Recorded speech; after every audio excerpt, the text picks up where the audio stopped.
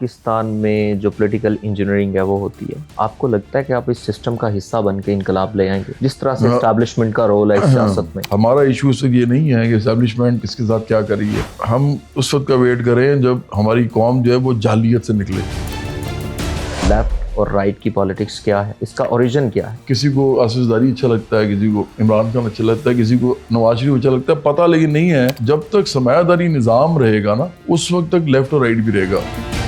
इमरान सोशलिस्टों का मजाक उड़ाता था जब अहमद से शादी करने की वजह यही थी कि ये अमीरों के अंदर घुसना चाहता था। एप्स्टीन फाइल्स आपने वो देखी, उसमें भी इमरान का नाम आया हुआ है।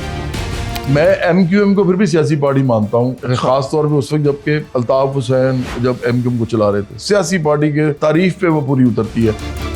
अब कुछ दिन पहले रेहान तारिक के पॉडकास्ट में गए, क्या वो पॉडकास्ट लाइव थी? लाइव पॉडकास्ट किसी में हिम्मत नहीं है करने की। पाकिस्तान के सारे सहाफियों को मैं ये कह रहा हूँ, जिस दिन वो मेरा लाइव पॉडकास्ट करेंगे ना, उनको भी बड़ा फायदा होगा।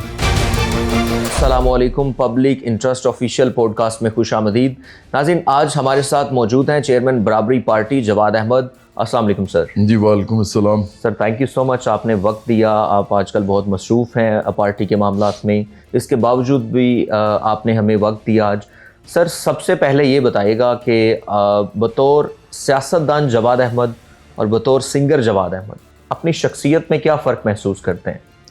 यार कोई फ़र्क आया ही नहीं है, क्योंकि मैं तो शुरू से सियासतदान था। मैं तो जब छोटा होता था ना, उस वक्त से ही मेरे अंदर बागियाना ख्यालात थे। तो सिंगिंग जो है वो मेरे लिए एक सीढ़ी थी, और एक शोबिज़ में आना, मैंने मीडिया में काम करने को ये समझा था कि इसके थ्रू मैं मशहूर हो जाऊंगा। मैं मिडिल क्लास का आदमी था, तो मैं तो हमेशा से सियासतदान ही रहा हूँ। हाँ, शोबिज़ में जाके मुझे बड़ा देर जो है अपने ऊपर एक खौल चढ़ा के रहना पड़ा, क्योंकि वो बिल्कुल और तरह की जगह थी। लेकिन मैंने इन्जॉय बहुत किया। देखो, शोबिज़ के अंदर म्यूज़िक इन्जॉय करने का तो बहुत टाइम मिलता है ना आपको। आर्ट तो आप क्या करेंगे इस मुल्क में, अदरवाइज़ आप एक शोबिज़ इंडस्ट्री का पार्ट होते हैं तो आप आर्ट कर सकते हैं ना। उसका मुझे बहुत खुशी है, उसकी मुझे बड़ी मुसरत है। लेकिन जो सियासतदान है मेरा, वो पहले भी था, अभी भी है, आगे भी मरते दम तक सियासतदान ही रहेगा मेरे अंदर। ठीक है, ये बताइए कि वो कौन सा लम्हा था जब आपने फ़ैसला किया, पाकिस्तान के हालात देखे कि अब सियासत ही करनी है? नहीं, सियासत तो जब मैं था ना कॉलेज में, ठीक है, तो मैंने फैसला कर दिया हुआ था कि सियासत करनी है। असल में ना मेरे वालिदैन पॉलिटिकल साइंस पढ़ाते थे, दोनों प्रोफेसर थे पॉलिटिकल साइंस के, और बड़े कॉलेजेस में थे। मेरे वालिद साहब जो लाहौर का सबसे बड़ा कॉलेज समझा जाता है आज भी, गवर्नमेंट कॉलेज लाहौर, वहाँ पे वो पॉलिटिकल साइंस पढ़ाते थे और प्रोफेसर थे। और इसी तरह मेरी वालदा साहबा जो थी वो लाहौर कॉलेज फॉर वुमेन में हेड ऑफ द डिपार्टमेंट थी पॉलिटिकल साइंस की, जब वो रिटायर हुई हैं। तो अब मेरे घर में चूँकि politics as a subject introduce हर वक्त हो ही रहती थी, हम हर वक्त यही सुनते रहते थे। तो मेरे जहन में ना एक अजीब सा वो एक मामला था कि मुझे लगता था कि ये लोगों के मसाइल हल करने का यही एक वाहिद तरीका है, और कोई तरीका नहीं है। तो इसलिए मैं चैरिटी को शुरू से नहीं मानता, मैं नहीं समझता। बल्कि मुझे चैरिटी ज़्यादा, किसी को खुद भी मैं पैसे दूँ ना, तो मुझे खुद को शर्म आती है। अभी भी उस वक्त भी आती थी कि यार मैं किसी को पैसे दे रहा हूँ, इस आदमी की इज्जत नफ्स मजरूह हो रही है। उसको पता भी नहीं होता, कई दफ़ा वो बड़ा ओब्लाइज्ड हो जाता है, लेकिन मैं उसको समझता था कि ये ठीक बात नहीं है। तो मैं ना लोगों के राइट्स पे बिलीव करता हूँ, और उनके राइट्स के लिए उनकी जद्दोजहद पे बिलीव करता हूँ, जो कि सियासत में हो सकती है। तो इसलिए सियासतदान बनने का तो शुरू से ख्याल था। जब मैंने शोबिज़ में गुजार लिए काफ़ी अरसा, मतलब मैंने 2000 में मैंने अपना पहला एल्बम निकाला था, और 2018 में मैंने अपनी पार्टी जो है उसको लॉन्च किया। मतलब 3 जनवरी 2018 में हमने इसका यौम तासीस हम मनाते हैं। तो इसका मतलब 18 साल बाद मुझे ख्याल ये आया था कि अब मुझे लगता है कि अगर इससे भी लेट हो गया ना, तो मुझे लगता है कि फिर लोग ये ना हो कि एक जनरेशन मुझे भूल जाए। तो फिर आई स्टेप्ड इन, अदरवाइज़ मैं शायद 1-2 साल और ले लेता, क्योंकि ना मुझे कोई इंडिया में काम करने का लग रहा था कि मैं इंडिया में काम करता हूँ। तो तब स्पेस भी बहुत थी। हाँ, स्पेस थी। तो वहाँ पे जाके ना मुझे लगा, पहले भी मैंने किया था काम, महेश भट्ट साहब के साथ काम किया था मैंने। फिर राहत अली खान का जो गाना है मैं तुम्हें समझावांगी, वो हमारी फिल्म की प्रोडक्शन थी। मैं उसमें म्यूज़िक डायरेक्टर भी था और मैं उसमें प्रोड्यूसर भी था। लेकिन फिर मैंने सोचा कि नहीं, अगर मैंने अगर परसू किया ना, और मैं चाह रहा था इंडिया में भी मेरा नाम हो जाए बड़ा। मुझे पैसों की कोई ख्वाहिश नहीं थी, सिर्फ नाम की थी, ताकि मैं पॉलिटिकली एक्टिव ज़्यादा हो सकूँ, लोगों के अंदर पेनिट्रेट कर सकूँ। तो वो मैंने सोचा फिर अब और नहीं, अब 18 साल हो गए हैं, इसलिए फिर पार्टी बना ली। ठीक है, जवाद अहमद के सामने जो सोशलिज्म की तारीफ है वो क्या है? या सोशलिज्म तो देखो सिंपल किताबी नहीं सर, आपके सामने। मेरे लिए यही है कि हर इंसान की कुछ ज़रूरियात होती हैं, कुछ जहाँ वो रहता है उसकी अंदर सहूलियात होती हैं जो उसको मिलनी चाहिए, और फिर उसके जो हकूक़ हैं वो उसको मिलने चाहिए। जो भी हकूक़ वो अपने समझता है वो मिलने चाहिए, जिसके अंदर किसी के हक़ पे डाका नहीं वो डाल रहा। और चौथा मेरा ख्याल है कि उसकी जो ख्वाहिशात हैं, जो वो चाहता है ज़िंदगी में करना, वो पूरी होनी चाहिए। तो अगर ये 4 चीज़ें उसकी पूरी हो रही हैं तो वो एक सोशलिस्ट मुआशरा है, अगर हर एक की हो रही हैं। अगर नहीं हो रही तो वो सोशलिस्ट मुआशरा नहीं है, वो किसी भी तबकाती मुआशरे के अंदर एक आम आदमी का इस्तेसाल है और जुल्म है कि जो वो चाहता है वो कर नहीं सकता, जो वो चाहता है वो ख़रीद नहीं सकता, जो वो चाहता है वो उसको ले नहीं सकता। तो इसलिए मेरा ख्याल है कि सोशलिज्म की असल तारीफ यही है कि जो इंसान का दिल करे वो आज़ादी के साथ वो हासिल कर सके, किसी का हक मारे बगैर। राइट सर, ये बताइएगा कि आप एक ऐसे नज़रिए पे काम कर रहे हैं जो कि पाकिस्तान की या पाकिस्तान जैसी जो सोसाइटीज़ हैं, जहाँ 60 to 70% लोग जो वर्किंग क्लास के हैं, मज़दूर क्लास के, सोशलिज़म जो है उसमें आप आइडियल किसको मानते हैं? मार्क्स को मानते हैं, लेनिन को, स्टालिन को? किसको समझते हैं कि ये वो आदमी था जिससे मैं मुतासिर हूँ या जिसका लिटरेचर मैंने ज़्यादा पढ़ा? अच्छा, मैंने काफ़ी पढ़ा है, मतलब मैं एक पढ़ा लिखा सोशलिस्ट हूँ, साइंटिफिक सोशलिस्ट कहूँगा। मैं मार्क्सिस्ट इसलिए नहीं कहता कि मुझे लगता है जैसे वो एक मार्क्स ने जब खुद कहा था I am not a Marxist, तो मैं क्यों अपने आप को मार्क्सिस्ट कहूँ। इंसान आखिर होते हैं, कोई अच्छी चीज़ कर भी देते हैं तो उसके साथ तो नहीं वो नत्थी कर दी जाती। लेकिन मेरा ख्याल है कि मार्क्स एक बहुत बड़ा आदमी था। उससे पहले दुनिया की तारीख और थी, उसके बाद दुनिया की तारीख बदल गई इस लिहाज से कि उसने जब कहा ना कि it is the material conditions which shape a human being, या कहते हैं ना कि which determine the actions of human beings वगैरह वगैरह, मतलब इसको जितना भी आप फैला लें। तो मुझे लगता है कि ये जो बात है ना उससे पहले कभी ये हुई नहीं थी। लोग हमेशा किसी आइडिया पे, किसी ख्याल पे अपनी पूरी जो नज़रियात हैं उनकी फाउंडेशन रखते थे। मिसाल के तौर पे मज़हब तो मेरा भी है, मैं भी मुसलमान हूँ, मैं सच्चा पक्का मुसलमान हूँ और मैं समझता हूँ मेरे से अच्छा मुसलमान कोई नहीं है। लेकिन अगर मैं अपने मज़हब को ठोंसता हूँ किसी के ऊपर और कहता हूँ कि ये ऐसे होगा, ऐसे नहीं होगा, तो इसका मतलब ये है कि मुझे ना कहीं उसके साथ जो मेरा ताल्लुक़ है वो भी ठीक नहीं है, क्योंकि मैं तो इंसानों को मुझे प्यार मोहब्बत से देखना चाहिए। तो मुझे लगता है कि पहले लोग इस तरह देखते हैं कि जैसे आपने पाकिस्तान में देखा होगा, कोई भी इशू हो ना वो सबसे पहले इस पे आ जाते हैं कि इस्लाम में ऐसे, और भाई ये तो साइंस की बात हो रही है। अब कई जगह सोशल साइंसेस की बात हो रही है, फिलॉसफी की बात हो रही है, उसमें मज़हब कहाँ से आ गया? मज़हब तो खुदा का और इंसान का आपस का मामला है। तो ये चीज़ों इनके अंदर आप ना इसको घुसाएं। लेकिन क्योंकि पाकिस्तान में एक मजहबियत को फ़रोग़ दिया गया, मज़हब को नहीं, मजहबियत को, कि मतलब अपना जो है ना वो ठोंसो दूसरे के ऊपर, और इसीलिए फिर आपको पता है यहाँ पे बड़े मसाइल भी हैं। तो एक तो वो ख्याल होता है जिसकी वजह से ना फिर आप सारी तामीर अपनी फ़लसफ़े की, अपने नज़रियात की उसके ऊपर करते हैं।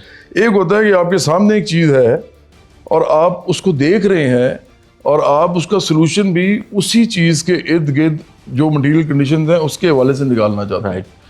तो मेरा ख्याल है कि it is the material conditions which determine the consciousness of a human being. इससे बड़ी लाइन मैंने नहीं कभी पढ़ी, और ये मार्क्स की एक बात है, दरियाफ्त थोड़ी थी। यानी मार्क्स को आप मानते हैं अपना आइडियल? नहीं, मैं फिर उसके बाद आगे चलूंगा। मुझे लगता है कि अगर लेनिन ना होता, अगर आपने एक आदमी का पूछना है मुझसे कि जिसने हिस्ट्री बदली है और उसके बाद फिर इंसान जो है वो बिल्कुल और तरह सोचना शुरू हो गए, तो वो है लेनिन। क्योंकि मार्क्स ने जो कुछ भी लिखा था, फ्रेडरिक एंगल्स ने जो कुछ भी लिखा था, अगर वो उसको अमली तौर पे पाया तकमील तक ना पहुँचाता, जो कि रशियन रेवोल्यूशन हुआ है जी बिल्कुल, और लेनिन की पार्टी ने किया, बोल्शेविक पार्टी ने, जो लेनिन ने बनाई थी, तो फिर मेरा ख्याल है कि आज शायद वो थ्योरी जिंदा ना होती उस तरह से। मेरा ख्याल है बार्बरिज्म जितना हो रहा है ना, इससे भी 10 गुना ज़्यादा होता। राइट। तो इसलिए मुझे लेनिन सबसे बड़ा लगता है। अब नेक्स्ट क्वेश्चन मेरा आपसे ये है कि मुख्तलिफ पॉडकास्ट में, किसी प्रोग्राम में आप लेफ़्ट और राइट की बात करते हैं। आज इस पर रोशनी डाल दें कि लेफ़्ट और राइट की पॉलिटिक्स क्या है क्या, इसका ओरिजिन क्या है? अच्छा ज़ोएब, मसला ये है कि लोग ये बात नहीं समझते कि सर आई समझा दें। नहीं, मैं ये बात नहीं, ये तो समझाता हूँ, लेकिन उससे पहले एक बात नहीं समझते जी प्लीज़। कि जो सियासतदान होते हैं, किसी की कोई भी पार्टी है, वो पार्टी बना के करना क्या जाता है ये तो पहले से पूछें। और वो इस बात को समझते भी नहीं है और ना उससे पूछते हैं। तो वो सिर्फ ये कहते हैं कि ये आदमी जो है ये अच्छा लगता है हमें, ये आदमी हमें बुरा लगता है। किसी को आसिफ ज़रदारी अच्छा लगता है, किसी को इमरान खान अच्छा लगता है, किसी को नवाज शरीफ अच्छा लगता है। पता लेकिन नहीं है कि ये तीनों करना क्या चाहते हैं, इनका फ़लसफ़ा क्या है, इनका नज़रिया क्या है। तो लेफ़्ट और राइट तो देखो, जब तक सरमायादारी निज़ाम रहेगा ना, उस वक्त तक लेफ़्ट और राइट भी रहेगा, क्योंकि कैपिटलिज्म के अंदर दो हर सूरत में तबके पैदा होते हैं। एक तबका पैदा होता है जिसको हम एलीट कहते हैं या जिसको मशराफिया कहते हैं, और जो कि रूलिंग क्लास भी होती है, फिर उसके बाद वो रूल भी करती है आपको। तो वो लोग होते हैं जिनके पास मीन्स ऑफ प्रोडक्शन होते हैं, आप ज़राए पैदावार और आलाते पैदावार भी। तो ऐसे लोग बहुत थोड़े होते हैं, मतलब ये 1%, किसी मुल्क में 2% भी हो सकते हैं। उसके बाद मतलब ये लोग जो है ना, ये इनका इतना ही तबका होता है। अच्छा, दूसरा तबका जो है ना, उसके अंदर सारी वर्किंग क्लास आती है, लेकिन उसमें इशू ये है कि वो जो अपर मिडिल क्लास और मिडिल क्लास है, वो अपने आप को वर्किंग क्लास समझना नहीं चाहती। वो समझते हैं कि हम तो वर्किंग क्लास नहीं है, स्टेटस को का शिकार होते हैं और अपने आप को वर्किंग क्लास कहलाना भी उनके लिए मुनासिब नहीं समझते, मौजू नहीं होता। उनको लगता है जिससे हमारी, असल में वो एलीट को फॉलो कर रहे होते हैं, जो इशराफिया उनको देख रहे होते हैं कि हम इनका स्टेटस ही फॉलो भी कर रहे होते हैं, और उनके पास शायद वो स्पेस उनको नजर आ रही होती है जहाँ वो एलीट का हिस्सा बन सकते हैं। और उसके अलावा ये भी होता है कि उनका जो अपना एक मटेरियल प्रोग्रेस या डेवलपमेंट उनको नजर आती है, वो एलीट के वो हिंदी का लफ्ज़ बड़ा अच्छा है इसके लिए, आशीर्वाद के बगैर हो नहीं सकती। वो उनकी सपोर्ट के बगैर वो कर नहीं सकते। तो अच्छा, उनकी तो चलें समझ आती है, लेकिन जो लोअर मिडिल क्लास है ना, जो बहुत ज़्यादा होती है, और उसके बाद वर्किंग क्लास होती है, ये दोनों वो तबके हैं जो अंदर से ही एक्चुअली इनकलाबी होते हैं फितरी तौर पे। क्योंकि देखें ना, जिस मुआशरे में वो रह रहे होते हैं, उसके अंदर सारा जो नज़ला है वो उन पर गिर रहा होता है हर किस्म का। तो वो होते तो वही हैं, लेकिन उनको जब उलझाया जाता है ना, और वो होते हैं तकरीबन 80% के करीब, 75 से 80% लोग, ठीक है, उनको उलझाया जाता है सियासत में इस तरह के, वो किसी ना किसी पार्टी को देखना शुरू कर देते हैं। और ये सारी पार्टियां जो है ना, ये असल में सोशलिज्म को रोक रही होती हैं। अब मैं ऐसी बात कर रहा हूँ कि आप कहेंगे ये कितनी अजीब सी बात आपने की है। यार सिंपल बात है, इस मुल्क के अंदर अगर कोई आदमी गरीब है तो वो क्यों गरीब है? इसलिए गरीब है कि उसका इसकी मईशत में हिस्सा नहीं है, कोई उसका इस्तेसाल हो रहा है, उसके लिए लॉज नहीं बन रहे, अगर बन रहे हैं तो इम्प्लीमेंट नहीं हो रहे, उसके लिए जो रूल्स एंड रेगुलेशंस हैं वो और हैं, अमीर के लिए और हैं। मिसाल के तौर पे वो बैंक से कर्जा तक नहीं ले सकता, बैंक से कर्जा उसको मिलता है, इसके पास प्रॉपर्टी है, तो प्रॉपर्टीड क्लास की दुनिया हुई ना फिर तो उसकी, जहाँ वो रहता है बेचारा, तो उसको ये बात नहीं पता। अब उसको जो ये बात नहीं पता, तो वो सोशलिज्म को रोकने के लिए उसको गुमराह किया जा रहा है, उसको ऐसी चीज़ में डाला जा रहा है, उसको पता ही नहीं चल रहा कि यार मैं खुद इस मुल्क का मालिक बन सकता हूँ, और जितना भी इस मुल्क के अंदर उगता है, बनता है, मिलता है, जो भी पैदावार होती है, वो सब उसे मेरा उसका इक्वल हिस्सा हो सकता है। उसको इस तरफ जाने ही नहीं दिया जाता। तो फिर मेरा ख्याल है कि ऐसे मौके पे मेरे जैसी पार्टी को, जो हमारी है, उसको ना, जैसे रशिया में तो लड़े थे ना सिर्फ ज़ार के खिलाफ, सारे लेफ्टिस्ट जो थे वो ज़ार के खिलाफ लड़ रहे थे, चाहे वो RSDLP थी या वो मेंशविक्स थे या वो बोल्शविक्स थे, उसके खिलाफ लड़ रहे थे। तो एक ही एनिमी था। यहाँ पे पता क्या होता है, ये जो कैपिटलिस्ट डेमोक्रेसी है, इसके अंदर आपको एक एनिमी से नहीं लड़ना पड़ता। अब आपको PTI से भी लड़ना है, अब आपको नून लीग से भी लड़ना है, आपको पीपल्स पार्टी से भी लड़ना है। PTI से आप ज़्यादा लड़ते हैं। नहीं, वो मैं करता हूँ बात, आप तीनों से अब आपको लड़ना है, हमारी जैसी पार्टी को, मतलब हमने सोशलिज्म के लिए लड़ना है। अब लोग बटे हुए इन तीनों में, उनको ये नहीं पता ये सब एक ही हैं जिनसे हमने लड़ना है, तो हम उन्हीं के साथ लड़ते रह जाते हैं। कभी इससे लड़ रहे हैं, उसके खिलाफ, और उसके साथ होके उसके खिलाफ। हम तो किसी के साथ ही ना होते, वो आपस में मिलते रहते हैं। अभी भी देखो ना आप, कुछ अर्सा पहले इमरान खान ने फजलुर रहमान के घर लोग भेजे थे, आपको याद है? बिल्कुल बिल्कुल। जबकि पहले उसको डीजल कहता था ना, तो फजलुर रहमान के साथ खड़े हो सकते हैं, मतलब JUI के साथ, ना हम जमात इस्लामी के साथ, मेरी वाकफियत है सबके साथ, लेकिन हम नजरियाती तौर पे खड़े नहीं हो सकते। ना हम पीपल्स पार्टी के साथ, ना हम नून लीग के साथ, ना हम PTI के साथ। तो हम तो ये कहते हैं कि मुझे किसी ने पूछा कि आप अगर फ़र्ज़ करें आप भी कुछ लोग पार्लियामेंट में चले जाएं तो आप कहाँ बैठेंगे, अपोजिशन में या रूलिंग पार्टी मतलब हुकूमत में? तो मैंने कहा हमारे लिए लहदा बेंच होगा, हम न्यूट्रल होंगे, हम नहीं दोनों के साथ नहीं बैठेंगे। लेफ्ट वाली साइड हमारी होगी। हाँ नहीं, हम तो हाँ बिल्कुल, हम तो एक लेफ्ट साइड में कोना दे दीजिएगा हमें, हम एक तीसरी फोर्स होंगे, क्योंकि हम सारी सिस्टम के खिलाफ है ना। तो PTI की बहरहाल अगर आपने कोई पूछना है तो मैं बिल्कुल एक्सप्लेन कर सकता हूँ, आप जो बात अभी कर सर रहे हैं। लेफ्ट राइट एक्सप्लेन हो गया आपका? नहीं, प्लीज। लेफ्ट वो होता है जो सरमायादारी निज़ाम के अंदर गरीब, middle class, specially lower middle class, उनके हकूक़ के लिए सियासी तौर पे खड़ा होता है। ठीक। और वो जो पाए है, जो केक है पूरा इकोनॉमी का, उसमें से उनके हिस्से के लिए वो जद्दोजहद करता है, ये होता है लेफ्ट। जो राइट होता है वो ये समझ के कि अमीर और अमीर होंगे तो फिर उनकी वजह से गरीबों को भी कुछ बेहतर मिलेगा, तो वो उनके लिए रियासत चलाना चाहता है और वो उन 2% लोगों के लिए काम करता है। वो राइट की पॉलिटिक्स होती है, उसमें चाहे आप मजहबी हो या ना हो, इससे कोई फ़र्क नहीं पड़ता। लोग समझते हैं कि राइट का मतलब है कि आप मजहबी हैं, बिल्कुल ऐसा नहीं है। राइट का मतलब कैपिटलिज्म की हुकूमत, रूलिंग क्लास के साथ या अपोजिशन जो भी पार्लियामेंट में बैठे हैं, अमीर, सरमायादार, जागीरदार, माफिया, उनके साथ खड़े हैं और उनको लॉस बना के दे रहे हैं कि और लूटो और लीगली लूटो, मतलब कानूनी तौर पे पैसा बनाओ ताकि आखिरकार फिर तुम वर्किंग क्लास को कुछ दे सको। तो हम इसको बिल्कुल नहीं मानते। और ये स्टार्ट हुआ था जब फ्रेंच रेवोल्यूशन हुई थी। बिल्कुल। फ्रांस की रेवोल्यूशन में हुआ ये था कि बादशाह के लेफ्ट साइड पे खड़े बैठे थे, अपोजिशन थी, अगेंस्ट थे। हाँ, वो जो वर्किंग क्लास थी और उनके नुमाइंदे थे जो मेहनत कशों के, और जो मिडिल क्लास के भी इंटेलेक्चुअल भी थे उसमें। और राइट साइड पे जो बैठे थे ना, वो बैठे थे नोबिलिटी, एरिस्टोक्रेसी और बादशाह की जो रॉयल फैमिली थी। तो उस वक्त से ये तखसीस है, उसको लेफ्ट कहते हैं, इसको राइट कहते हैं। ठीक है। तो इसी तरह इसको देखना चाहिए। इसके अंदर मज़हब को नहीं लाना चाहिए कि जी मैं अगर लेफ्ट का हूँ तो मैं मज़हब को नहीं मानता। मैं भी मज़हब को मानता हूँ, कोई और भी मान सकता है, लेकिन मैं इकोनॉमी के सवाल के ऊपर आम लोगों के साथ खड़ा हूँ। मैं जागीरदारों, सरमायादारों, माफियाज का दोस्त नहीं हूँ और ना ही मैं उनका नुमाइंदा हूँ या तर्जुमान हूँ। सर ये बताइएगा कि लेफ़्ट राइट तो आपने ये कर दिया एक्सप्लेन, पाकिस्तान में कोई ऐसी जमात, कोई ऐसा ग्रोह जो लेफ़्ट की सियासत कर रहा हो प्योर? जो सिर्फ हम कर रहे हैं यार। देखो, लेफ्ट की सियासत वही कर सकता है जो कि उसके लवाज़मात पे पूरा उतरता है। हम समझते हैं कि उसका एक ही क्राइटेरिया होता है या उसका एक सिंबलिज्म उसका एक ही होता है, आपको नज़र जो आ रहा होता है वो ये होता है कि आपकी ग्रोथ हो रही होती है, लोग आपको देख रहे होते हैं। देखें, ऐसे जैसे जंगल में मोर नाचा, किसने देखा? तो ऐसी सियासत का कोई फ़ायदा नहीं है जिसमें आपको लगता है आप सियासत कर रहे हैं लेकिन किसी को नहीं पता होता है आप सियासत कर रहे हैं। हम वाहिद पार्टी हैं जो लेफ़्ट की, जो इस पाकिस्तान के कोने कोने में जिसका नाम जा रहा है। क्यों? क्योंकि मेरा नाम जो है ना वो पूरे इस मुल्क के अंदर गाँव देहातों, छोटे शहरों, कस्बों में, बड़े शहरों में है।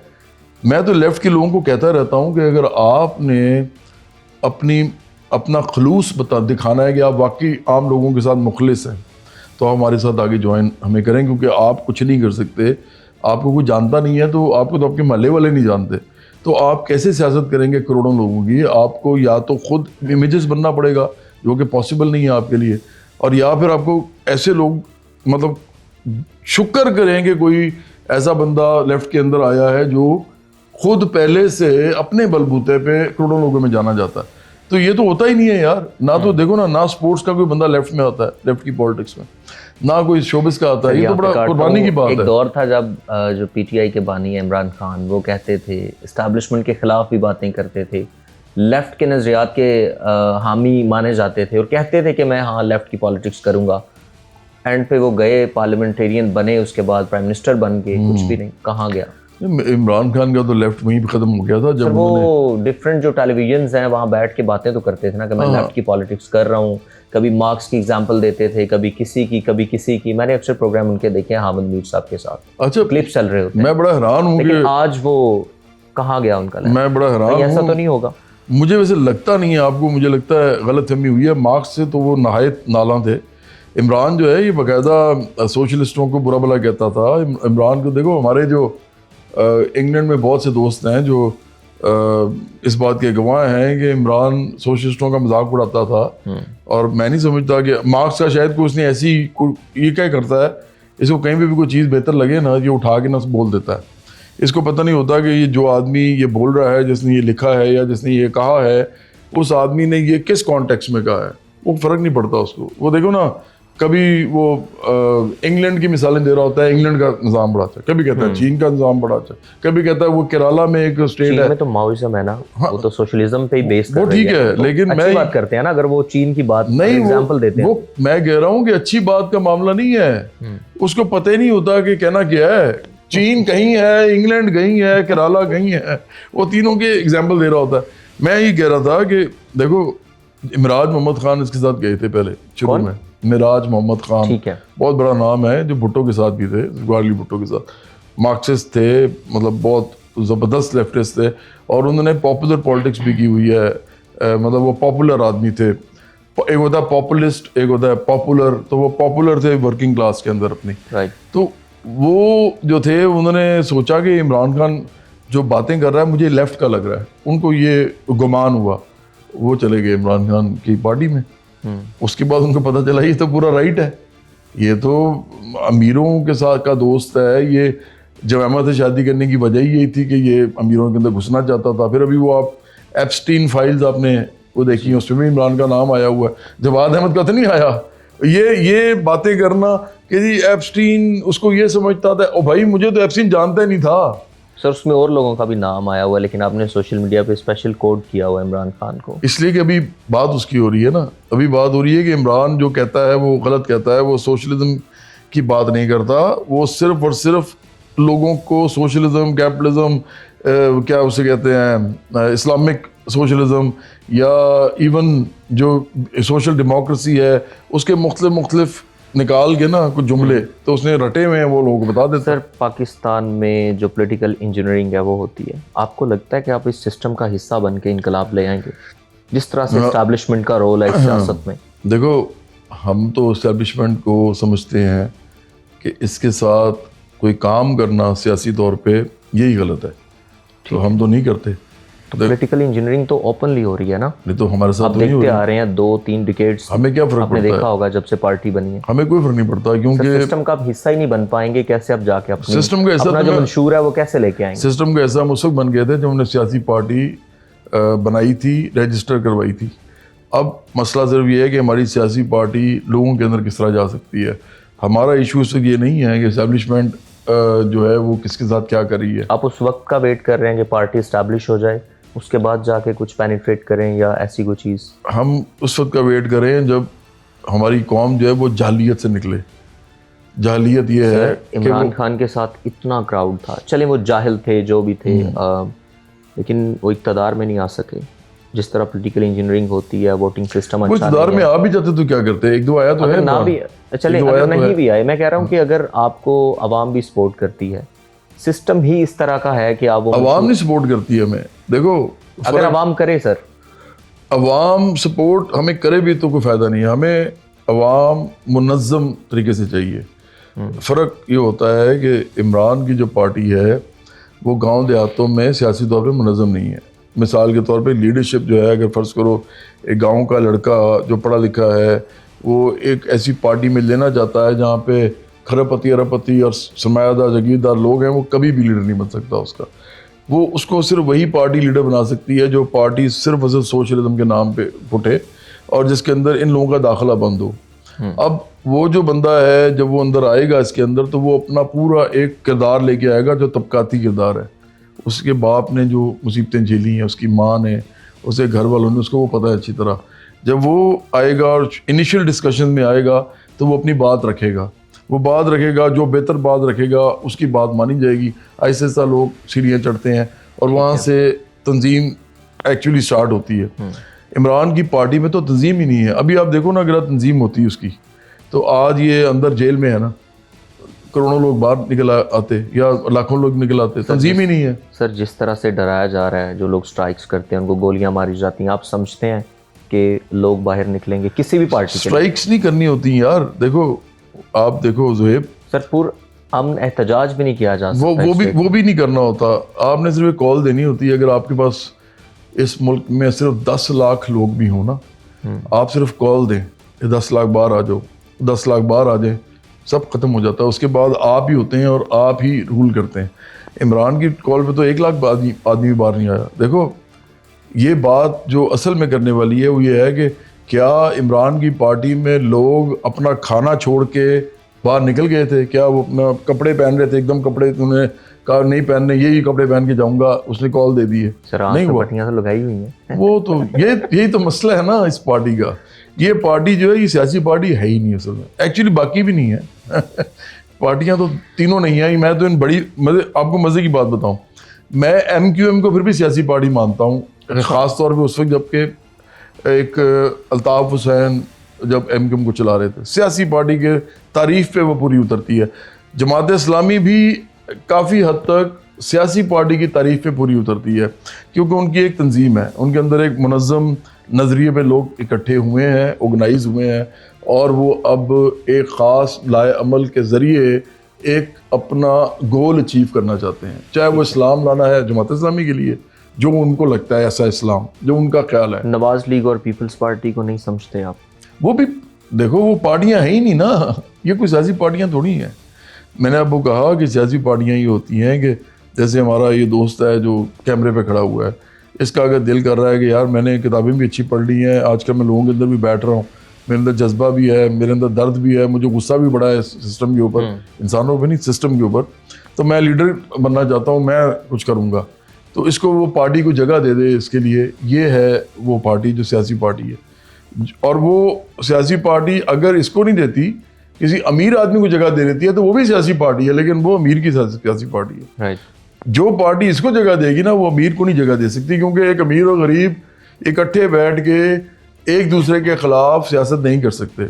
आपको तबकाती सियासत करने के लिए गरीबों और लोअर मिडिल क्लास को ही जमा करना पड़ता है।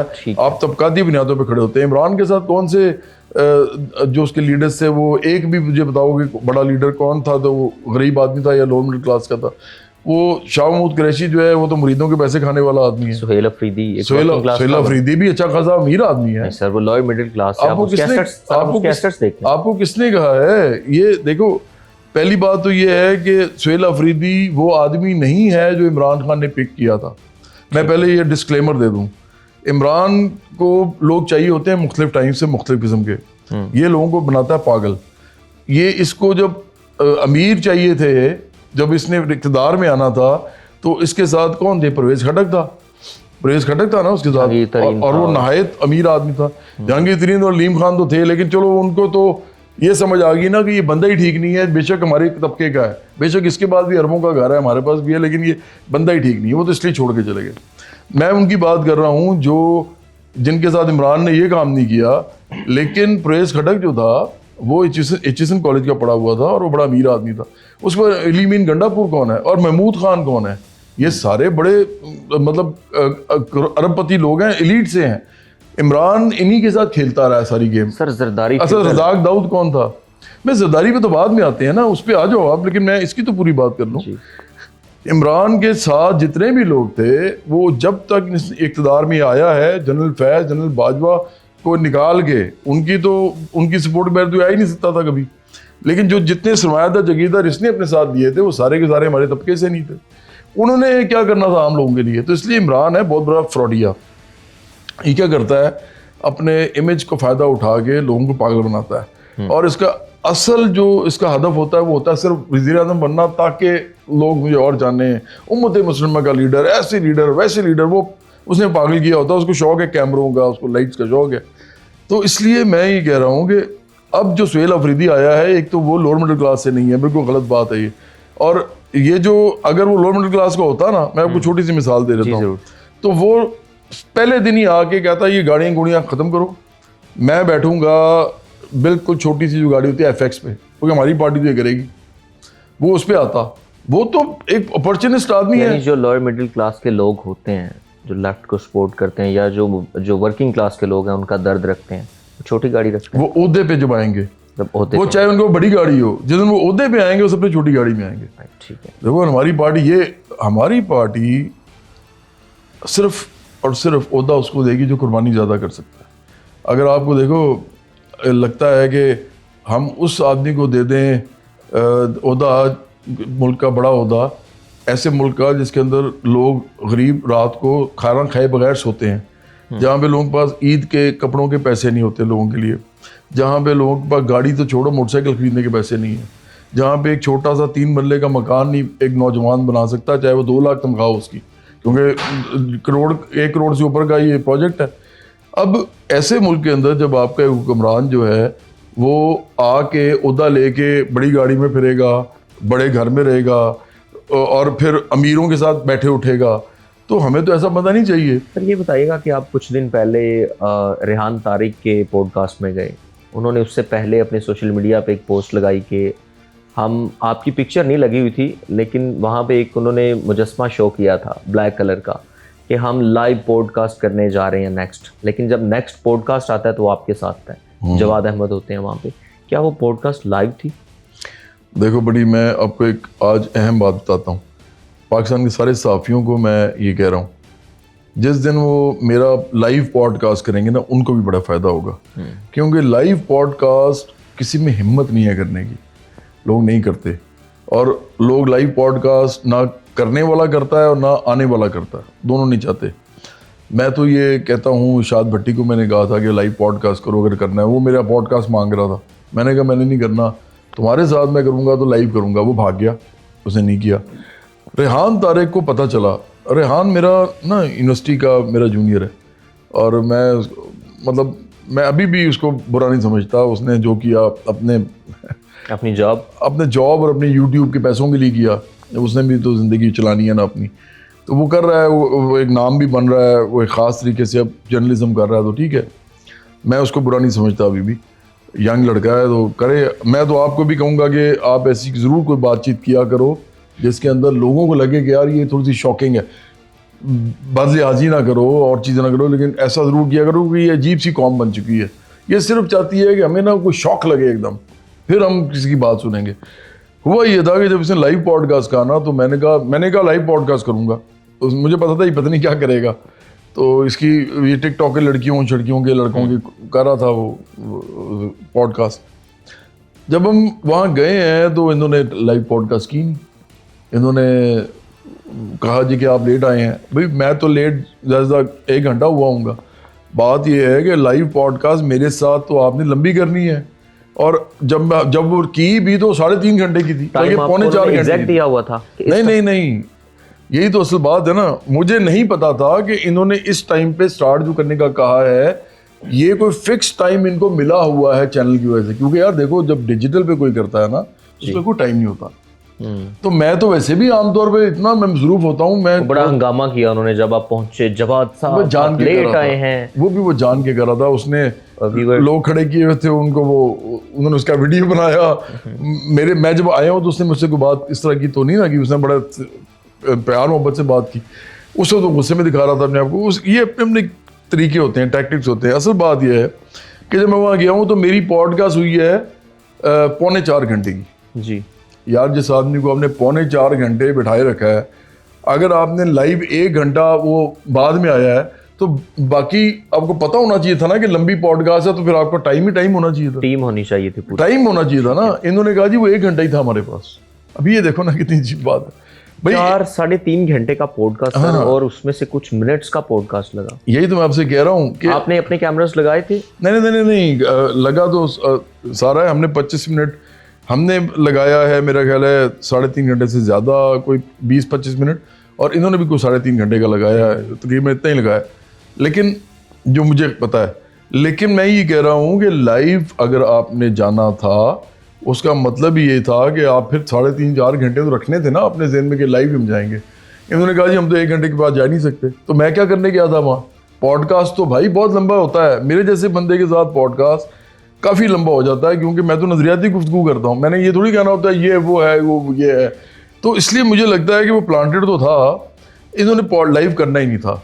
मैं आज भी लोगों को कह रहा हूँ कि देखो ये जो लाइव पॉडकास्ट है ना, कोई भी नौजवान अगर करता है और अनाउंस करके करता है कि आज जवाद अहमद के साथ, नेक्स्ट टाइम आप भी करना, आज जवाद अहमद के साथ हम लाइव जाएंगे। अपने सेकंड लास्ट क्वेश्चन की तरफ आते हैं कि अगर बराबरी पार्टी इक़्तिदार में आती है, यानी आप इक़्तिदार में आएंगे, हाँ आप जी। वज़ीर आज़म बन जाते हैं, सबसे पहले मज़दूरों के लिए क्या काम करेंगे? मैं तो वज़ीर आज़म बिल्कुल नहीं बनूंगा, पहले मैं बता दूं। कोई अब नहीं बनेंगे? नहीं, मैंने तो वज़ीर आज़म बनने के लिए इलेक्शन लड़ना ज़रूरी होता है। मैं तो इलेक्शन ना लड़ने का ऐलान कर चुका हूँ। मेरी पार्टी में जो भी बनेगा वज़ीर आज़म, जो भी ओहदा लेगा, पार्टी इलेक्शन लड़ेगी, आप नहीं इलेक्शन लड़ेंगे? हाँ, पार्टी इलेक्शन इस दफ़ा भी हुआ है। 2024 में हमारी पार्टी ने इलेक्शन लड़ा है, मैंने नहीं लड़ा।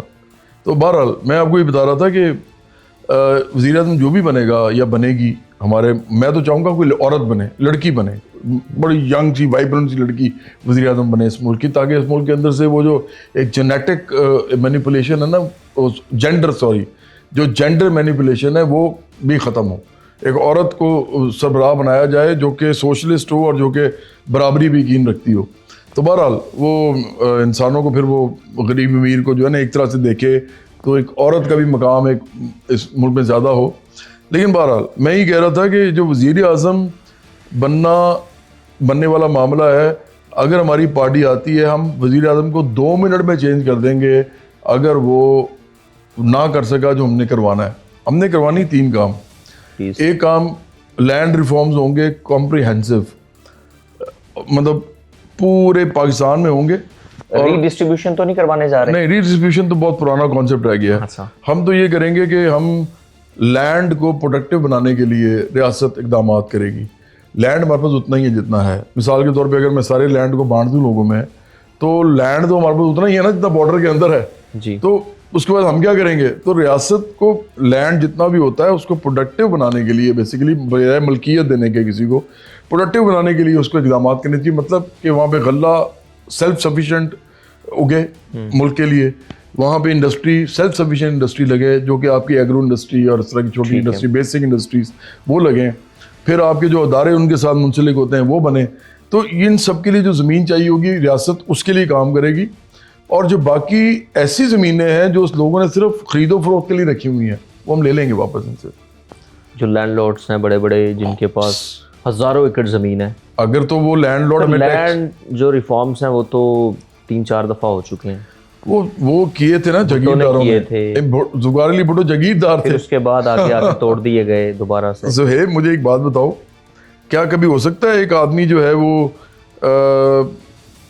तेल का कारोबार करता हो, तेल का, उसी में से पैसा बनाता हो, और वो जब हुकूमत में आए तो वो तेल की कीमत कम कर दे?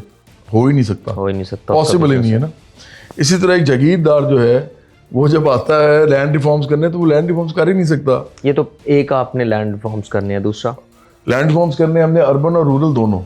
ठीक है। अच्छा, दूसरा हम ये जो IPPs है ना, पावर प्लांट्स जितने भी, इनको हम नेशनलाइज करेंगे, इनको पे कब्जा कर लेंगे हम।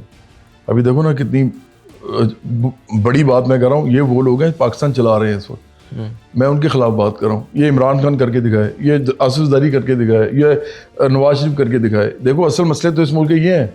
अगर आज आप पावर प्लांट पे कब्जे कर लें, रियासत कर ले, तो आपको बिजली इतनी सस्ती हो जाएगी कि लोग कहेंगे कि यार हर सारी लाइटें जला दो, हम बिल देंगे, फिर भी बिल ही नहीं आना।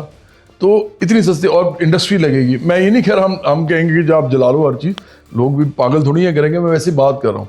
लेकिन अगर फ़र्ज़ करें इंडस्ट्री इस मुल्क के अंदर इसलिए नहीं लगती क्योंकि बिजली बहुत महंगी है, इंडस्ट्रियल तो बहुत ही बड़े ज़्यादा हुआ है। तो हम समझते हैं कि जिस दिन इस मुल्क में बिजली सस्ती हुई, एग्रीकल्चर और इंडस्ट्री ऐसे एकदम बूम करेगी। ठीक है। थर्ड, तो इसलिए हम कब्जा कर लेंगे, जो ये नहीं कर सकते, अमीर पार्टियां नहीं कर सकती। तीसरा हम ये करेंगे कि हम इस मुल्क को इंडस्ट्रियलाइज करेंगे रियासत के बैनर के नीचे। मतलब रियासत खुद इंडस्ट्री लगाएगी, रियासत इंडस्ट्री में खुद इन्वेस्ट करेगी, क्योंकि हमें लगता है कि पाकिस्तान के अंदर जो बुनियादी सनतें हैं उनको लगाए बगैर पाकिस्तान के अंदर बड़ी इंडस्ट्री की तरफ आप जा ही नहीं सकते। तो चूंकि आप वहाँ नहीं जा सकते तो पाकिस्तान इंडस्ट्रियलाइज हो नहीं सकता। अगर पाकिस्तान इंडस्ट्रियलाइज नहीं हो सकता तो आप, इसका मतलब है कि तरक्की याफ्ता कौमों में शुमार ही नहीं हो सकते। क्योंकि ये सारी इंडस्ट्रियलाइज दुनिया है। जापान इंडस्ट्रियलाइज्ड है, हाईली इंडस्ट्रियलाइज्ड है। चीन हाईली इंडस्ट्रियलाइज्ड है। रशिया काफ़ी हद तक अच्छा इंडस्ट्रियलाइज्ड है। जो भी सोशलिज्म उसके अंदर कैरिकेचर था, जो भी उसका था। फिर यूरोप, फिर अमेरिका, फिर कनाडा, फिर क्या नाम है इसका, लैटिन अमेरिका में काफ़ी सारे मुल्क हैं। फिर ये जो न्यूजीलैंड और ऑस्ट्रेलिया, मतलब आप देखें ना, ये सारे जो मुल्क हैं ये सारे इंडस्ट्रियलाइज मुल्क हैं, इसीलिए ये बड़े मुल्क हैं। जर्मनी यूरोप में आ जाता है, इंग्लैंड आ जाता है, फ्रांस आ जाता है। ये सब पाकिस्तान में अगर इंडस्ट्री ही नहीं लगेगी तो पाकिस्तान तो ऐसे ही रहेगा जैसे है। तो इसलिए हम इंडस्ट्री को लगाने को इमरजेंसी डिक्लेयर करेंगे, इंडस्ट्रियलाइज करेंगे इमरजेंसी बुनियादों में। वो सिर्फ रियासत कर सकती है और वो एक सोशलिस्ट निज़ाम कर सकता है, वो कैपिटलिज्म में नहीं हो सकता। तालीम, सेहत, वो तो यार काम नहीं करेंगे, वो तो चीज़ ही कोई नहीं है ना। वो जो वो नहीं है, मोहम्मद अली मिर्ज़ा कहता होता है कि ये तो कोई शय ही नहीं है। तो देखो, तालीम, इलाज तो कोई शय ही नहीं है। अगर आप इस मुल्क में इंडस्ट्री लगाते हैं, आप इस मुल्क में लैंड रिफॉर्म्स करते हैं, आप इस मुल्क में ये जो पावर कंपनियां हैं इनको नेशनलाइज करते हैं, तो हर एक को मुफ्त तालीम और मुफ्त हायर तरीन जो है ना फैसिलिटी वो मिलेगी हर इंसान को, हर पाकिस्तानी को। और हम ये भी कहते हैं कि जो भी पैसे की इस वक्त कीमत है, 1 तोला सोने के मुताबिक 1 तोला सोने की जो भी कीमत है वो आज मिनिमम वेज होगी अगर हम आएंगे तो। और उसका मतलब कि 4 लाख रुपया एक मजदूर या किसान को 4 लाख रुपया हर सूरत में मिलेगा। वो उसकी मिनिमम वेज होगी। अगर उसको नहीं मिलेगा, कोई नहीं दे सकता, तो बाकी का जो पैसा है वो रियासत उसको देगी। मैं आपको ये एक्सप्लेन कर दूं जी प्लीज। फर्ज करें उसका मालिक 2.5 लाख दे सकता है, तो 1.5 लाख हम देंगे उसको। ओके हाँ, मतलब 4 लाख हम मिनिमम वेज यकीन नहीं बनाएंगे इसकी कि उसको 4 लाख मिले। सर देख लें, इमरान खान ने इतने वादे किए थे, 50 लाख घर, ये वो सोशलिज्म थोड़ी लेके आ रहा था यार। वो लेफ्ट की बातें तो करते थे ना कभी। नहीं कहाँ, बिल्कुल नहीं लेफ्ट का वो, बिल्कुल। जवाद अहमद, बस हम क्लोज करते हैं। जवाद अहमद के सामने या उनके नज़दीक पाकिस्तान की जो रियासत है, रियासत पाकिस्तान, 3 बड़े मसले क्या हैं? आप बड़े मतलब बेसिक चीज़ों को देख रहे हैं, ग्राउंड रियलिटीज़ आप जानते हैं, आपने स्टेट को पढ़ा है, जाना है, आपने ग्राउंड पॉलिटिक्स की है। 3 ऐसे मसले कौन से हैं पाकिस्तान के टॉप के जो आपके नज़दीक? देखो, अगर मैं इसको सुपरफिशियल बात करूँ ना, इसमें मैं 2 तरीके से आंसर दूंगा इसका। अगर मैं सुपरफिशियल बात करूँ तो लोग आपको कहेंगे इस मुल्क का सबसे बड़ा जो है वो मसला एस्टेब्लिशमेंट है। दूसरे नंबर पे वो कहेंगे कि सियासी पार्टियां हैं जो कुछ भी करती हैं। और तीसरा वो कहेंगे कि इस मुल्क के जो ब्यूरोक्रेसी है, जो जिसको हम इंतज़ामिया कहते हैं, वो इसका तीसरा मसला है। तो वो इसके ऊपर बात करेंगे ज़्यादा। हम ये नहीं कहते, हम ये कहते हैं इस मुल्क का सबसे बड़ा मसला जो है ना वो ये है कि यहाँ पे मज़हब को यूज़ किया जाता है सियासत के अंदर, ताकि लोग जो हैं उनको बताया जाए कि आपको गरीब खुदा ने बनाया, आप कुछ ना करें, सब्र शुक्र करें। जबकि मैं लोगों को समझाता हूँ कि सब्र और शुक्र सिर्फ उस वक्त करना होता है जब आप लड़ रहे हों, ज़िंदगी में जद्दोजहद कर रहे हों, और फिर आपको सब्र और शुक्र उस स्ट्रगल के अंदर करना होता है। वो है सब्र शुक्र। ये नहीं है कि वो आपको थप्पड़ को मार दे, आपकी खुदा ना खास्ता बेटी को कोई छेड़ के चला जाए तो आप सब्र कर रहे हैं, शुक्र कर रहे हैं। ऐसे नहीं होता, और ये ऐसा होना ही नहीं चाहिए। ये बेगैरत मुआशरा नहीं बनाना आपने एक खुददार मुआशरा बनाना है। अल्लामा इकबाल की खुद ही कोई देख लें तो वो भी यही कहते रहे सारी उम्र, इनको आज तक खुद ही की समझ नहीं आई। तो मसला ये है कि हम समझते हैं पहली बात तो ये है कि इस मुआशरे के अंदर मजहबियत जो है सियासत के अंदर वो ख़त्म की जाए। और इवन जो मीडिया के अंदर, और ये एक बड़ा मसला है पहला, सबसे बड़ा मसला इसलिए कि मजहब को सियासत से अलग, सेकुलर स्टेट कहेंगे इसको। बिल्कुल सेकुलर स्टेट होनी चाहिए और मजहब को सियासत में कोई दखल नहीं होना चाहिए, क्योंकि सियासत लोगों के इश्यूज पे होती है। और मजहब के इतनी इंटरप्रिटेशंस हैं कि अगर आप मजहब को मसला बनाएंगे इस मुल्क का, जो कि है नहीं। देखो ना, सारे तो मुसलमान हैं। इस कमरे में 4 लोग अभी हम खड़े हैं, 2 बैठे हैं, 2 खड़े हैं, कहीं ये सारे मुसलमान हैं तकरीबन। क्योंकि 3 को तो मैं जानता हूँ मुसलमान है, चौथी एक खातून है, उनको भी मैं जानता हूँ मुसलमान है। उन्होंने जिस तरह का उनका एक हिजाब उन्होंने लिया हुआ। अब मसला ये है कि क्या हमारा मतलब मज़हब हमारा इशू है? मज़हब तो सारों के पास है। इवन ये उस मुल्क में जो क्रिश्चियंस रहते हैं उनके पास भी है, जो हिंदू हैं उनके पास भी है। तो मज़हब में तो हम खुद कफील हैं। सबके पास मौजूद है। जो नहीं है वो क्या है? तालीम नहीं है, इलाज नहीं है, लोगों के पास इज़्ज़त नहीं है, जो मर्जी आपको बेइज्जत कर सकता है। इस मुल्क के अंदर परेशानियाँ बड़ी बड़ी किस्म की हैं लोगों की, खाने कपड़े, मकान, बिलों की, इतने बड़े बड़े मसले हैं, बेरोजगारी है। ठीक है। तो ये मसले हैं इस मुल्क के, मजहब नहीं, आप मजहब को मसला क्यों बना रहे हैं? तो असल बात यह है कि पूरी दुनिया में कोई ऐसी स्टेट नहीं है इस वक्त जो कि सेकुलर ना हो और वो तरक्की करे। इवन टर्की भी सेकुलर है। मज़े की बात यह है कि टर्की भी जो सबसे ज़्यादा जो आपका इकोनॉमिकली स्ट्रॉन्ग मुल्क है मुसलमान आबादी का, सबसे ज़्यादा उधर मुसलमान आबादी है, वो भी सेकुलर है। तो एक तो ये बात होगी हमने जो भी की है। दो चीज़ें। अच्छा, तीसरा मसला पाकिस्तान का। नहीं, दो चीज़ें नहीं, ये तो अभी तक तो एक ही हुई है। नहीं, एक तो हो गई ना कि जो सेकुलर स्टेट होनी चाहिए, मज़हब को सियासत से अलग करना चाहिए। दूसरा आपने बता दिया सेहत, तालीम, जो बेसिक आपके राइट्स हैं, जो नीड्स हैं, वो आपने। तीसरा मसला, हाँ, वो तो बेसिक, उसमें वो भी ले लो फिर के social security, pension, old age benefits, minimum wage, over time, सब कुछ इसमें आ जाता है। कॉन्ट्रैक्ट लेबर नहीं होगी हमारे होते हुए इस मुल्क में। तो एक तो दूसरा मामला ये है, ठीक है, या मैं आपकी बात मान ली। तीसरा वही जो मैंने पहले कहा था कि आप किसी भी सूरत में इस मुल्क के अंदर इंडस्ट्री लगाएंगे, जो मर्जी आप हो जाए, इंडस्ट्री लगाना इस मुल्क में सबसे ज़रूरी है। और उस इंडस्ट्री का भी कोई ताल्लुक मज़हब से नहीं है। ये कप जो है, ये ना मुसलमान कप है, ना हिंदू कप है, और ना ये सिख कप है, ना मसीही कप है। सब इस्तेमाल करते हैं। और ये जिस मशीन से बन के निकलता है, हमें कोई फ़र्क नहीं पड़ता वो यहूदी ने बनाई है, वो मसीही ने बनाई है, वो किसी पाकिस्तानी ने बनाई है या किसी जर्मन ने बनाई है। हमें हमने इसको यूज़ करना है। इसी तरह इंडस्ट्री होती है। इंडस्ट्री का कोई ताल्लुक इससे नहीं है कि वो इस मुल्क में जो है वो जब लगेगी तो कोई ज़्यादा मजहबी लोग लगाएंगे या कम मजहबी लोग लगाएंगे। वो टेक्निकल हैंड्स होंगे, साइंटिफिकली वो करेक्ट होंगे, पढ़े लिखे लोग होंगे, किसी भी मज़हब से, किसी भी कौम से, किसी भी सूबे से होंगे। हम उन क्रीम को निकाल के उनको कहेंगे कि आप ये करें। और वो सोशलिस्ट होंगे तो बहुत ही अच्छी बात है, कि नहीं होंगे तो फिर हम उनको कहेंगे यार वो जो स्किल्ड लेबर की हम देते थे, दे सकते हैं उनको वेजेस, वो लेके हमारे लिए ये काम कर दें जो टेक्निकल लोग। आपने सेकुलर स्टेट की बात कर दी। क्वेश्चन तो आखिरी था, लेकिन एक और क्वेश्चन मेरे जहन में आ गया कि मैं भी कभी लेफ्ट की पॉलिटिक्स का हिस्सा रहा हूँ, चाहे मैं स्टूडेंट जो लेवल है उस पर ही रहा हूँ किसी यूनिवर्सिटी में। ये तासुर पाया जाता है कि जो लेफ़्ट के लोग होते हैं ना, जो सोशलिस्ट होते हैं, वो मज़हब से बहुत दूर होते हैं। कुछ लोग तो, हमारी सोसाइटी ऐसी है, उनको गैर मुस्लिम ही कह देती है। मेरे कमेंट्स में कई दफ़ा ऐसे चीज़ें आई हैं कि मैं देखता था, मुझे पता है, मुझे अकाउंट डिलीट करना पड़ गया। मैं कहा यार बहुत ही अफसोसनाक बात है ये। असल में ना ऐसा कुछ है, ये तासुर है। ये तो आपको भी पता है कि ऐसा नहीं है। देखो, तो जब हम सेकुलर स्टेट बनेंगे, तो ये तो तासुर जो है वो उसको हम हकीकत में तब्दील कर देंगे उन लोगों के लिए जो ये समझते हैं, ना, जो कि जाहिलाना चीज़ उनके अंदर डाली गई है। देखो, ना तो सरमायादारी का कोई मज़हब है, ना सोशलिज्म का कोई मज़हब है। ना सरमायादारी का ताल्लुक डायरेक्टली किसी मज़हब के साथ है, और ना ही सोशलिज्म का डायरेक्टली ताल्लुक किसी मज़हब के साथ है। जब आपके मुल्क में सरमायादारी चल रही है, आपके मुल्क में जो बैंकिंग सिस्टम है वो सूद पे चल रहा है, और सोशलिज्म में तो बिल्कुल सूद नहीं है। सोशलिज्म तो ज़्यादा करीब हुआ मज़हब के कि हम तो सूद को नहीं मानते, तो ये तो सूद चल रहा है।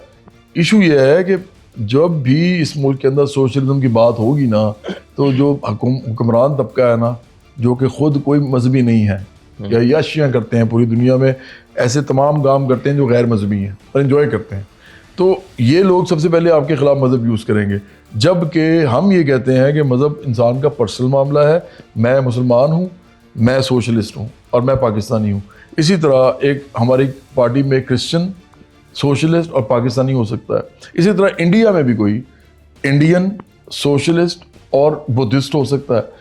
सोशलिस्ट जो होते हैं बेसिकली कदरे मुश्तरक इनकी ये है, सिमिलरिटी। साइंटिफिक थ्योरी है या फिलॉसफी है? साइंटिफिक है यार, इसमें कोई शक नहीं, अलग चीज़ है। बिल्कुल सर, आप सिंगर भी हैं, भी रहे भी हैं, बल्कि कामयाब तरीन सिंगर आप रहे हैं। अपनी बराबरी पार्टी के लिए कोई नगमा, कोई गाना कुछ तैयार किया, या जो पिछले एल्बम्स हैं उनमें से कुछ निकाल के, जैसे सदाबहार आपके गाने होते हैं, वो भी चलते रहते हैं। मैं तो बल्कि इस दफ़ा मुझे किसी ने कहा कि आपने बसंत का गाना क्यों नहीं बनाया। मैंने कहा यार मुझे बनाने की ज़रूरत नहीं पड़ी, वो गाना खुद ब खुद पिकअप हो गया, पुराना वही चलता रहा। लेकिन मेरा एक गाना है कुछ, हाँ, मैं आपको वो सुना देता हूँ थोड़ा सा। खुदा की है दौलत, खुदा की ज़मी है, कुछ को नहीं उसने सबको ये दी है। बशर जो भी दुनिया में पैदा हुआ है, ये उसकी है दौलत, ये उसकी ज़मी है। गलत है ये तकसीम खुदा की नहीं है, ये इंसान की अपनी बनाई हुई है। गलत है ये तकसीम खुदा की नहीं है, ये इंसान की अपनी बनाई हुई है। सब कुछ जब रब का है तो फिर ये सब का है, क्यों कुछ ने इस सब पर कब्जा किया है। ये तेरा न मेरा है, सब कुछ खुदा का है। फिर क्या लड़ाई है, फिर क्या तमाशा है। इस तरह मर मर के जीना भी क्या है। ये तकसीम बदलने का वक्त आ गया है। उठो चलो आगे बढ़ो, उठो चलो आगे बढ़ो। जागो मेरे दोस्तों, अपने हक के लिए तुम उठो। बातिल को बातिल कहो, जब तक के हक सच न हो। किसी के ना आगे झुको, किसी से भी तुम ना डरो। है इंसान बराबर सभी, सबका है सब कुछ कहो।